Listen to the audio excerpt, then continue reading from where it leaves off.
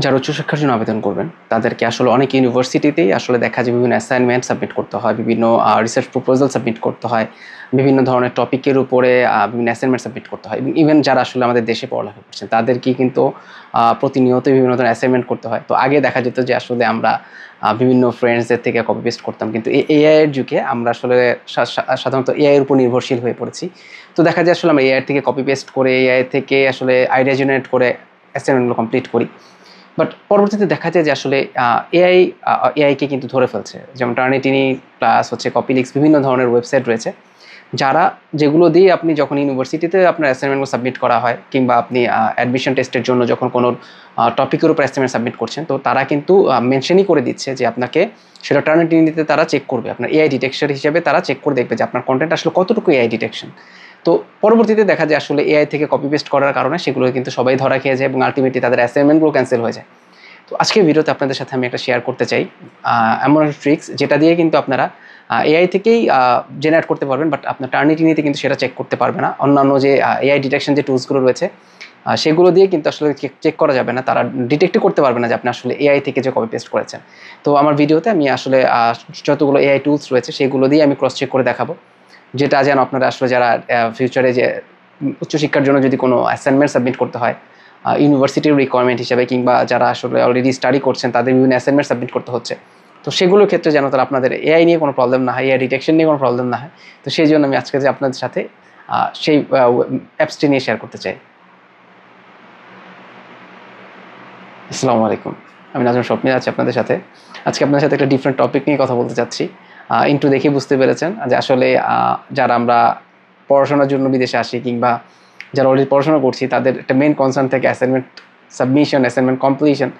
But আসলে এই এআইয়ের যুগে দেখা যায় আমরা অধিকাংশই আসলে চ্যাট জিপিটি থেকেই সহায়তা নিয়ে অ্যাসাইনমেন্ট কমপ্লিট করি। বাট পরবর্তীতে দেখা যাচ্ছে যে টার্নিটিনিতে আসলে চেক করে দেখা যাচ্ছে যে আপনার এআই ডিটেকশন রয়েছে, কিংবা আদার্স যে কপিলিক্স, জিরো জিপিটি যেগুলোতে রয়েছে, যেগুলোতে তারা চেক করে দেখতে পায় যে আপনার আসলে অ্যাসাইনমেন্টটি এআই ডিটেকশন করছে কিনা। বাট পরবর্তীতে দেখা যায় সেটা এআই ডিটেকশন হওয়ার কারণে কিন্তু আমাদের অ্যাসাইনমেন্টগুলো ডিসকোয়ালিফাই হয়ে যাচ্ছে, আবার নাম্বার কমে যাচ্ছে। তো আজকে আপনাদের জন্য সেরকমই একটা ওয়ে দেখাবো, যেটা দিয়ে আপনারা আসলে আপনাদের সেই এআই টুলসটাকে চেঞ্জ করে হিউম্যান আসলে মেড যে টেক্সটগুলো হয় সেটাকে কমপ্লিট করতে পারবেন।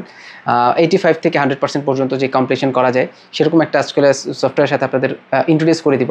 আসলে এটি ইন্ট্রোডিউস করে দেওয়ার পিছনে অন্যতম একটা কারণ রয়েছে। ফিনল্যান্ড আসলে প্রতি বছর অনেকেই আমরা অ্যাপ্লাই করি, বিভিন্ন আদার্স কান্ট্রিতে অ্যাপ্লাই করি। তো দেখা যায় যে গত বছর একটা ইউনিভার্সিটিতে একটা থিসিস প্রপোজালই দিয়েছে এবং বলে দিয়েছে সেটা যেন কোনোভাবে এআই সাথে রিলেটেড না হয়। আসলে আমাদের দেশে কিন্তু থিসিস প্রপোজালের যে পার্সপেক্টিভটা সেটা কিন্তু খুব বেশি আসলে ওয়াইড না।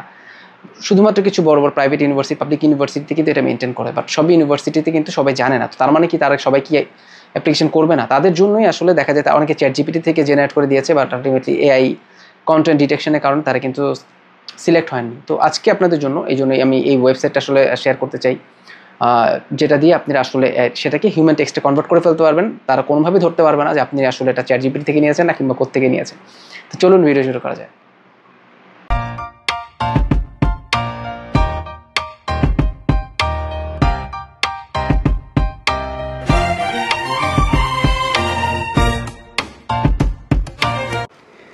আমরা কিন্তু এখন আসলে একটু টেস্ট করব যে আসলে বাইপাস জিপিটি কতটুকু আসলে এই টুলসগুলোকে বাইপাস করে যেতে পারছি। স্পেশালি আসলে কোন কোন কন্টেন্ট দিয়ে টুলস দিয়ে আসলে এই কন্টেন্টগুলোকে বাইপাস করা হয়, ক্রস চেক করা হয়, সেটা আমরা চেক করব। সেক্ষেত্রে GPTZero GPT, Originality AI, Turnitin, Winston, Copyleaks, Writer, Content Scale, এই ধরনের ওয়েবসাইট থেকে কিন্তু আসলে আমাদের এআই কন্টেন্টগুলোকে তারা ক্রস চেক করে এবং সেটাকেই তারা চেক করে দেখে যে আসলে এটা এআই কিনা। তো আমরা বাইপাস জিপিটিতে একটা কন্টেন্টকে হিউম্যানাইজ করব, করে এই সফটওয়্যারগুলোকে ইউজ করে চেক করে দেখবো যে আসলেই বাইপাস কি এদেরকে বাইপাস করে যেতে পারছি কিনা। এর মধ্যে টার্নিটিনের আসলে সাবস্ক্রিপশন আমার কাছে নেই, তো সেই জন্য এটা আসলে এটা ইউজ করা সকলের জন্য আসলে ওপেন না, যে কারণে আমি এটা শো করতে পারছি না। এছাড়া বাকি সবগুলোতে আমি আসলে ক্রস চেক করে দেখাবো যে আসলে বাইপাস যেটা বলছে, বাইপাস জিপিটি যেটা বলছে যে আসলে তারা নাকি 100% কিংবা অ্যাটলিস্ট 90% তারা এআই টেক্সটকে হিউম্যানাইজ করতে পারছে, সেটা আসলে কতটুকু ট্রু। তো প্রথমে আমরা যাই চ্যাট জিপিটিতে। আমরা আসলে বলে রাখা ভালো যে বাইপাস জিপিটি কিন্তু অ্যাট এ টাইম 1000 ওয়ার্ডস কিন্তু আপনার তারা হিউম্যানাইজ করতে পারে। তো আমরা এখন আসলে বাইপাস জিপিটির কাছে চ্যাট জিপিটি থেকে একটা 1000 ওয়ার্ডস একটা প্যারাগ্রাফ রেডি করব, সেটাকে বাইপাস জিপিটিকে হিউম্যানাইজ করব। করার পর যে কন্টেন্ট যে টুলসগুলো দিয়ে আসলে এআইকে তারা ডিটেক্ট করে সেইগুলোতে বাইপাসে সেই হিউম্যানাইজ কন্টেন্টটাকে দিব এবং চেক করে দেখবো যে আসলে বাইপাস জিপিটি যেটা বলছে সেটা ট্রু কিনা। ওকে, লেটস গো।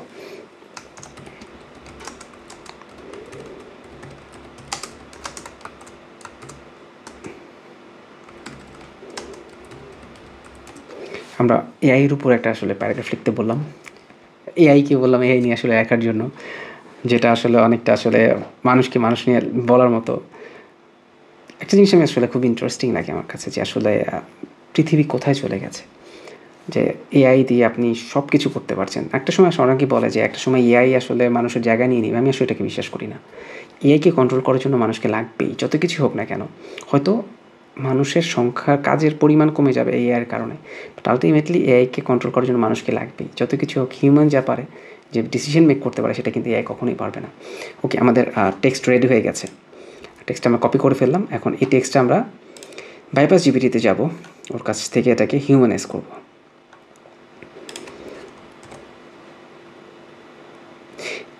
এখানে দেখতে পাচ্ছেন যে আপনার 3টা অপশন রয়েছে, ফার্স্ট, ক্রিয়েটিভ অ্যান্ড এনহ্যান্সড।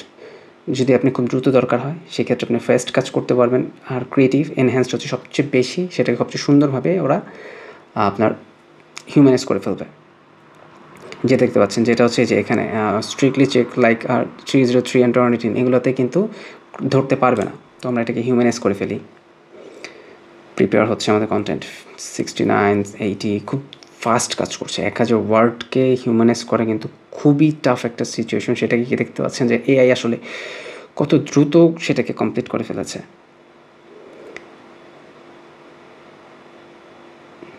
97, ওকে, আমাদের কন্টেন্ট রেডি। আমরা এটাকে কপি করে ফেললাম। এবার আমরা এটাকে নিয়ে চলে যাব হচ্ছে ফার্স্ট উইনস্টোন এআইতে, যেখানে আমরা চেক করে দেখবো যে আসলে এটা কতটুকু হিউম্যানাইজ হয়েছে সেটা। এখন আমরা উইনস্টোন এআইতে পেস্ট করে দিব, পেস্ট করে স্ক্যান টেক্সট দিব, দেখি আসলে কতটুকু কাজ হয়েছে। 100% হিউম্যান স্কোর 100, দ্যাট মিনস হচ্ছে Winston has detected the text as 100% human. That means কিন্তু এটাতে কিন্তু 0% এআই কন্টেন্ট, দ্যাট মিনস ওরা কিন্তু 100% হিউম্যানাইজ করতে পেরেছে। আমিও আসলে বিশ্বাস করতে পারিনি যে আসলে এটা এত ভালো কাজ করতে পারবে। যখন আমি সফটওয়্যারটার নাম শুনেছিলাম আমি ভেবেছিলাম যে আসলে এটা হয়তো 70-80% করতে পারবে, বাট আমি যখন কাজ করে দেখেছি ম্যাক্সিমাম 90-100 হয়েছে। তো সেই জন্য আমি ভাবলাম যে আপনার সাথে আসলে শেয়ার করি, যে জিনিসটা আসলে অনেকেই হয়তো চান। আমি আসলে এটাই খুঁজছিলাম, এরকম একটা সফটওয়্যার যেটা আসলে বিভিন্ন অ্যাসাইনমেন্টের ক্ষেত্রে আমার আসলে দরকার হয়। স্পেশালি যারা আসলে মোটিভেশন লেটারগুলো লিখবেন, বিভিন্ন অ্যাসাইনমেন্ট সাবমিট করবেন হায়ার স্টাডিজের জন্য, তাদেরকে বলা হয় যে আসলে টার্নিটিনিতে সাবমিট করতে হবে, ক্রস চেক হবে যে এআই কন্টেন্ট কিনা। তো তারা কিন্তু এই সফটওয়্যারটাকে ইউজ করতে পারেন। তারপরে এবার 0GPT-তে যাই, দেখি 0GPT কী বলছে। This is human text written 0% AI GPT. তার মানে এখানেও কিন্তু এআই তারা 0% ধরতে পেরেছে, that means full human text হিসাবে এটা হয়ে গেছে। দুইটাতে কিন্তু পাস। ওকে, দুইটাতে কিন্তু পাস হয়ে গেল। এবার আমরা যাই হচ্ছে পরেরটা হচ্ছে কন্টেন্ট অ্যাট স্কেলে যাই, দেখি এইটাতে বাইপাস জিপিটি কী করছে। Check AI content, passes as human, 3 নাম্বারটাতে পাস করে ফেললো। পাস না, আমি বলবো যে A+ পেয়েছে, কারণ না 100% ছিল আগেরগুলো, এটাতেও কিন্তু আসলে হিউম্যানাইজ হয়ে গেছে। দ্যাট মিনস পুরো টেক্সটটাকে সে হিউম্যানাইজ বলছে। এইবার হচ্ছে কপিলিক্স, যেটাকে আমি সবচেয়ে বেশি ইউজ করি আসলে এই ডিটেকশন চেক করার ক্ষেত্রে। এটাকে আমি ভয় পাই আসলে, কপিলিক্সকেই ভয় পাই। এটা আসলে সব ধরে ফেলে একদম এক্স্যাক্টলি সব কিছু, এইগুলো একদম কোথা থেকে নিয়েছি সব ধরে ফেলে। খুব টাফ আসলে এটাকে ক্রস চেক করা। Wow, AI content 0%, that means bypass GPT doing excellent. এখানে আসলে তারা খুব ভালো কাজ করছে, আমরা যেটা চাচ্ছিলাম। এআই কন্টেন্ট কিন্তু 0%। এবার জিপিটি 0-তে যদি আমরা যাই,